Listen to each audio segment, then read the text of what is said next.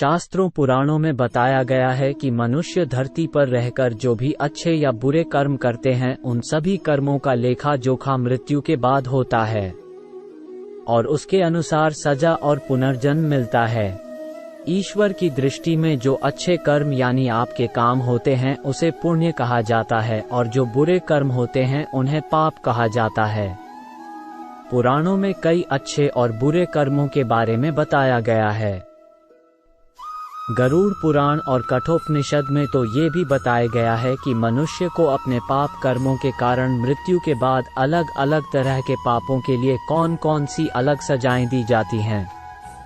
गरुड़ पुराण में उल्लेख मिलता है कि मनुष्य धरती पर जो कुछ भी पाप करता है उन सभी पापों की अलग अलग सजा बारी बारी से मिलती है। यम के न्याय में किसी भी पाप की सजा से बचा नहीं जा सकता है। कामी व्यक्ति के लिए ऐसी है सजा। गरुड़ पुराण में बताया गया है कि परस्त्री पुरुष संबंध रखने वाले को लोहे के गर्म सलाखों को आलिंगन करवाया जाता है। जो पुरुष अपने गोत्र की स्त्री से संबंध बनाता है उसे नरक की यातना भोग कर लकड़बग्घा अथवा शाही के रूप में जन्म लेना पड़ता है। कुंवारी अथवा अल्पायु कन्या से संबंध बनाने वाले को नरक की घोर यातना सहने के बाद अजगर योनि में आकर जन्म लेना पड़ता है। जो व्यक्ति काम भावना से पीड़ित होकर गुरु की पत्नी का मान भंग करता है ऐसा व्यक्ति वर्षों तक नरक की यातना सहने के बाद गिरगिट की योनि में जन्म लेता है।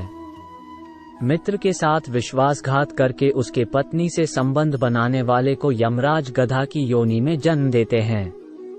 लेकिन व्यभिचार और धोखा देने से भी बड़ा एक पाप है जिसकी सजा कठोर है। महाभारत के समय एक व्यक्ति ने ऐसा पाप किया था, लेकिन आजकल बहुत से लोग ऐसे पाप करने लगे हैं। जानिए वो पाप क्या है और इसकी सजा क्या है।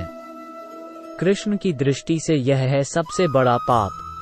भगवान श्री कृष्ण ने दृष्टि में जो सबसे बड़ा पाप है वह है भ्रूण हत्या। महाभारत युद्ध समाप्त होने के बाद जब द्रोणाचार्य के पुत्र अश्वत्थामा ने उत्तरा के गर्भ में पल रहे बालक परीक्षित पर ब्रह्मास्त्र का प्रयोग करके उसकी हत्या कर दी, तब भगवान श्री कृष्ण सबसे अधिक क्रोधित हुए थे। श्री कृष्ण ने उस समय ही यह घोषणा कर दी थी कि अश्वत्थामा का पाप सबसे बड़ा पाप है, क्योंकि उसने एक अजन्मे बालक की हत्या की थी। श्री कृष्ण ने इस पाप की सजा स्वयं अश्वत्थामा को दी थी। श्री कृष्ण ने अश्वत्थामा के सिर पर लगा चिंतामणि रत्न छीन लिया और शाप दिया कि तुमने जन्म तो देखा है लेकिन मृत्यु को नहीं देख पाओगे, यानी जब तक सृष्टि रहेगी तुम धरती पर जीवित रहोगे और कष्ट प्राप्त करोगे।